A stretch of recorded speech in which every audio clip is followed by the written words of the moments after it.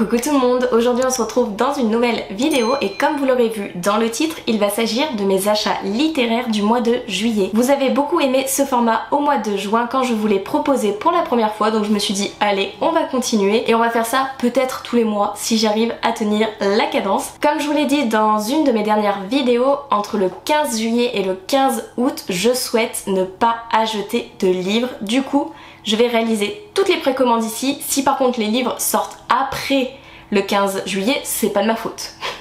Est-ce que j'essaye de me dédouaner? Totalement. De trouver des excuses pour acheter? Totalement aussi. En tout cas, j'ai commencé un peu à regarder, je voulais me faire un peu une ordre d'idée cette fois-ci des titres que je voulais vraiment. J'ai pas cherché en profondeur, donc ça se trouve je vais en sélectionner plus que ce que j'ai vu. J'en ai vu 4. Peut-être qu'il y en aura plus, par contre c'est 4 de la même maison d'édition ou des dérivés de cette maison d'édition et je suis en mode... Encore des livres de cette maison d'édition, encore des achats alors que je n'ai pas lu les premiers tomes.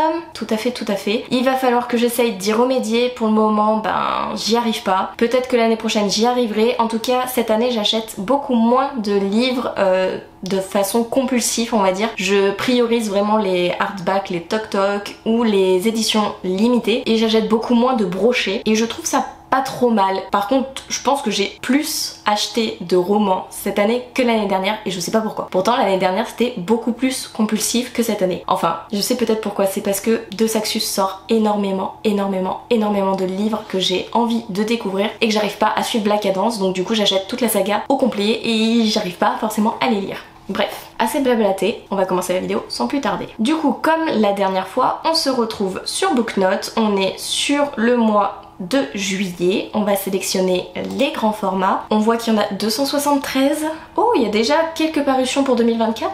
Allez, c'est parti, dans les 273, on va voir ce qui me tente. Oh, tant que ce sera l'été, la couverture elle est trop mignonne sincèrement. C'est tout doux. Je regarde vraiment à la couverture, hein, vous le savez. C'est comme ça, c'est comme ça.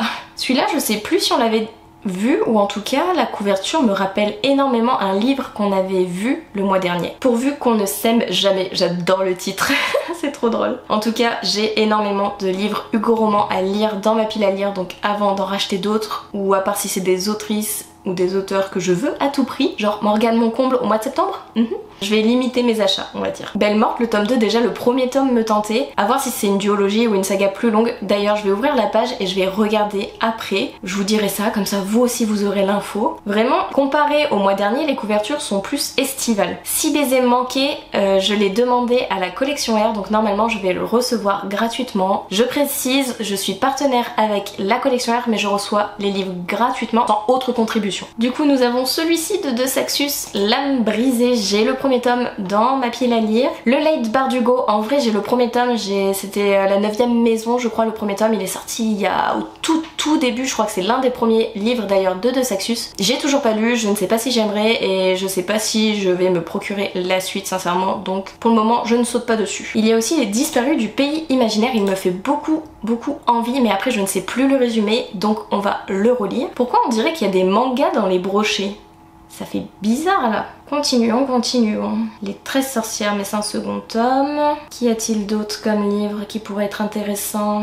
Encore une fois, il y a beaucoup de romances. Hein. Ah voilà, je confonds avec celui-là, Un vent de tourmenté et d'étincelles. Et on avait vu les 3. Donc c'est pour ça que je confonds. Le mois d'avant, ils étaient en format poche et là, ils sont en grand format. C'est pour ça. C'est pour ça qu'ils y sont 2 fois. Elle est très jolie la couverture, elle est très colorée.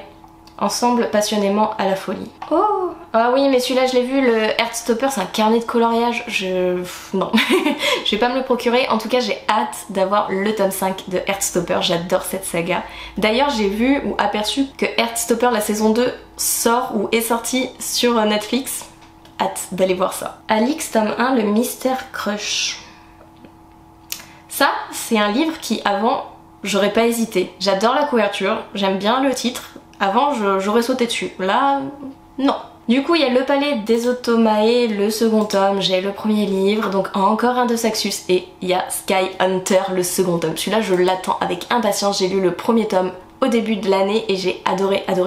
Et j'étais en mode mais c'est quoi cette fin? C'est quoi cette fin? Je veux la suite et elle est là. Je m'attendais à la voir en 2024 et finalement elle sort en 2023, ça me va très bien. Donc celui-là vous savez que aussitôt acheté, aussitôt lu. Lui, il va pas rester longtemps dans ma pile à lire. En fait, je disais qu'il y avait plus de couleurs, mais c'était les premières parutions quoi, parce que là, il y en a pas tant que ça des colorés, hein. Puis les couvertures font toujours pas rêver, hein. Les couvertures font toujours pas rêver. Il y en a certains où je m'arrête, je suis en mode ouais, peut-être, mais en fait non, c'est des tomes 3, c'est des tomes 4.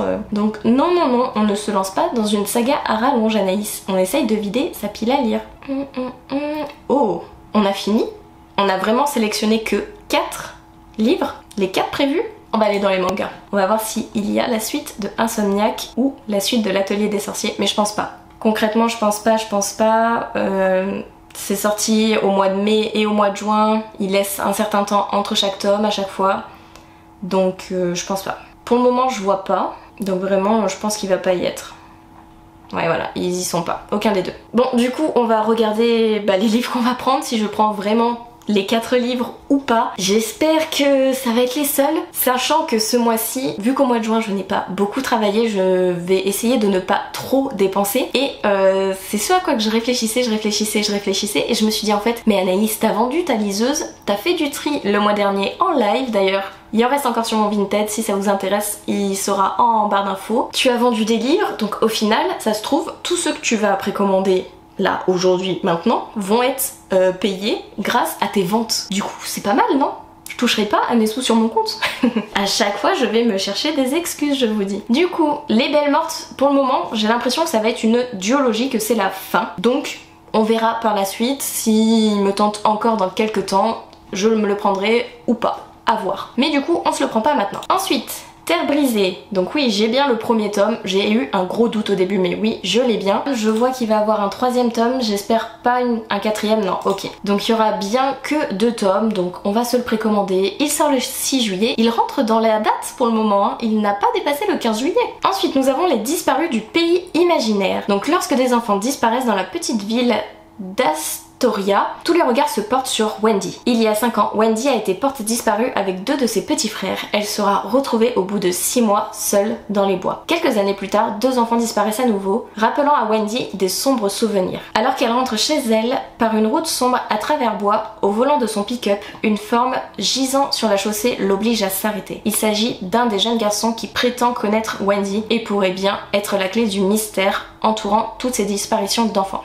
Il s'appelle Peter. C'est vrai que quand je l'avais lu la première fois, ça m'a fait vraiment penser à Peter Pan au final, avec Wendy et Peter. C'est les mêmes prénoms, je sais pas, et ça a l'air d'être le même, pas déroulé. J'ai pas l'impression qu'on va voler et on va aller sur une île, mais au vu du titre Pays imaginaire avec les protagonistes qui s'appellent Wendy et Peter, ça m'a fait beaucoup penser à Peter Pan. Et je vais craquer. Il sort le 6 juillet également. Ensuite, nous avons Le Palais des Automae, tome 2, donc Le Cœur de Fer. Donc j'ai bien le premier tome, c'est une duologie, donc on va la jeter. Il sort le 13, je vous lis pas les résumés, hein, et je n'ai pas envie de relire les résumés des premiers tomes. Donc pour Terre brisée et Le Palais des Automae, vous n'aurez pas de résumé. Et du coup, le 4e livre, pas des moindres, Sky Hunter, donc là c'est Stealth Strike, l'ultime rébellion de Marilu. Marilu qui a écrit Warcross, j'avais beaucoup aimé sa duologie et du coup je me suis lancée aveuglément dans Sky Hunter et j'ai beaucoup aimé ce premier tome. On suit une protagoniste qui a dû fuir son pays d'origine car ils sont un peu envahis par la dictature, enfin par le gérant de son pays. Elle n'est pas d'accord avec ce qu'ils font, du coup elle fuit son pays pour aller dans un autre pays, sauf que là-bas elle va être mal vue, elle va être dénigrée, elle va être